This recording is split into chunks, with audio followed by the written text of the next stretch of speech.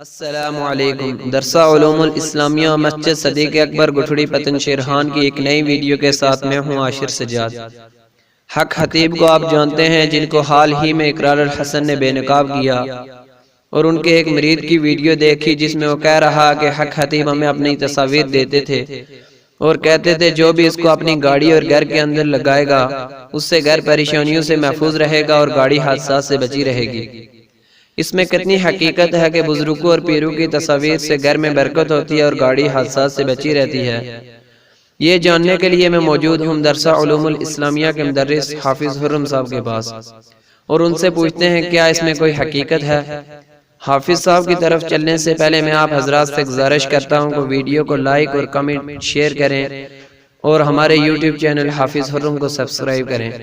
السلام علیکم حافظ صاحب۔ وعلیکم السلام ورحمۃ اللہ۔ یہ جو حق خطیب کا دعویٰ ہے کہ اس کی تصویر گھر میں لگانے سے برکت ہوتی ہے اور گاڑی حادثات سے بچی رہتی ہے، کیا کہیں گے آپ حق خطیب کے بارے میں؟ حدیث مبارکہ ہے اشد الناس عذابا یوم القیامت المصورون، کہ قیامت کے دن اللہ رب العزت اس کو سخت عذاب دیں گے جو تصویر بناتا ہے۔ تو ایک دوسری حدیث میں آتا ہے کہ جس گھر میں تصویر ہو یا کتا ہو اس گھر میں رحمت کے فرشتے نہیں آتے۔ تو کہاں حق خطیب کی تصویر گھر میں لگانے سے برکت آتی ہے اور گاڑی جو ہے نا حادثات سے محفوظ رہتی ہے، یہ ایک بالکل سراسر شرکی عقیدہ ہے۔ اس چیز سے اگر ہم اسی عقیدے کے ساتھ اگر گھر میں تصویر لگائیں گے، حق خطیب کی ہو یا کسی اور ولی کی ہو، پیر کی ہو، یا اسی عقیدے کے ساتھ ہم اگر گاڑی پہ لگائیں گے تصویر، تو یہ بالکل شرکی عقیدہ ہے، اور اس سے نہ گاڑی محفوظ رہ سکتی ہے حادثات میں اور نہ گھر میں برکت آتی ہے، بلکہ گھر سے برکت اٹھ سکتی ہے اور گاڑی سے بھی برکت اٹھ سکتی ہے اور گاڑی حادثات کا شکار بھی ہو سکتی ہے، کیونکہ جب گاڑی میں اگر تصویر لگی ہوگی تو رحمت کے فرشتے نہیں آئیں گے، جب رحمت کے فرشتے نہیں آئیں گے تو کوئی بھی حادثہ پیش آ سکتا ہے، اور اگر گھر میں ہوگی تصویر تو پھر گھر میں بھی تو رحمت کے فرشتے نہیں آئیں گے۔ اور حق خطیب صاحب جہاں عوام کو دم ڈالتے ہیں، ان کے پیچھے ایک بہت بڑا بینر لگا ہوا، اس پہ غوث پاک کی تصویر لگی ہوئی ہے، غوث پاک ہے یا کون سے کسی بزرگ کی تصویر لگائی ہوئی ہے، ہم نے بچپن میں سنا تھا وہ غوث پاک کی تصویر ہے۔ تو وہ میں حیران ہوں کہ کتنی افسوس کی بات، جو اپنے آپ کو ولی کہلاتا ہے کہ میں ولی ہوں، اس کے مرید اس کو اتنا ولی مانتے ہیں، اور جس نے یہ ویڈیو ریکارڈ کرائی ہے کہ وہ اس نے ہمیں تصویریں دیتا تھا، اس نے تو اس سے لا تعلقی کا وہ اعلان کر دیا کہ آج کے بعد میں اس سے میرا کوئی تعلق نہیں ہے۔ ہمیں اس وقت کوئی پتہ نہیں تھا، اقرار الحسن نے جو اس کو بے نقاب کیا، تو اس کے بعد ہم توبہ کرتے ہیں کہ اللہ ہمارے اس گناہ کو معاف کرے۔ تو وہ وہاں جب دم ڈالتے تو پیچھے بہت بڑا بینر لگا، اس پہ اس کی تصویریں ہیں،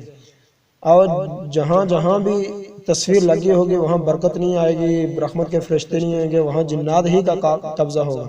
اور جب جنات کا قبضہ ہوگا تو پھر جنات والے پھر حق خطیب کے پاس جائیں گے اور پھر حق خطیب ان پر دم درود کرے گا۔ اسی طرح حق خطیب کا بھی نظام چلتا رہے گا اور وہاں ان کے گھروں سے بھی برکت اٹھتی رہے گی۔ تو ہم اس گندے عقیدے سے باہر نکلیں اور اپنے آپ کو کم از کم، یہ جو شرک کی ابتدا نوح علیہ السلام کے دور میں وہ تصویر ہی کے ذریعے ہوئی، اور آج کے دور میں بھی تصویر کو بعض لوگ بہت جو ہے نا اگر کہیں لگی ہو، کسی عالم کی بھی لگی ہو، اس گناہ میں تو سب برابر کے شریک ہیں تصویر بنانے میں۔ یہ جو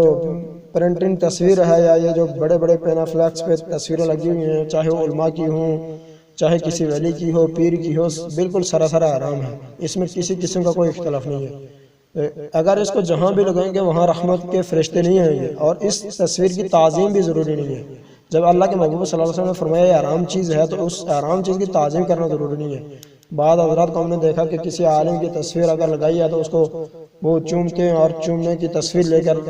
اپلوڈ کرتے ہیں فیس بک پہ، تو یہ بھی بالکل سراسر حرام ہے۔ چاہے جتنا بھی بڑا عالم ہو، اس کی تعظیم ہے، عالم کی تعظیم ہے، لیکن اس کی جو ہے نا تصویر کی تعظیم نہیں ہے، کیونکہ اللہ کے محبوب صلی اللہ علیہ وسلم نے فرمایا کہ یہ حرام ہے بالکل سراسر۔ لہذا ان چیزوں سے بچیں، اور حدیث میں باقاعدہ یہ واضح حدیث ہے، صحیح بخاری کی حدیث ہے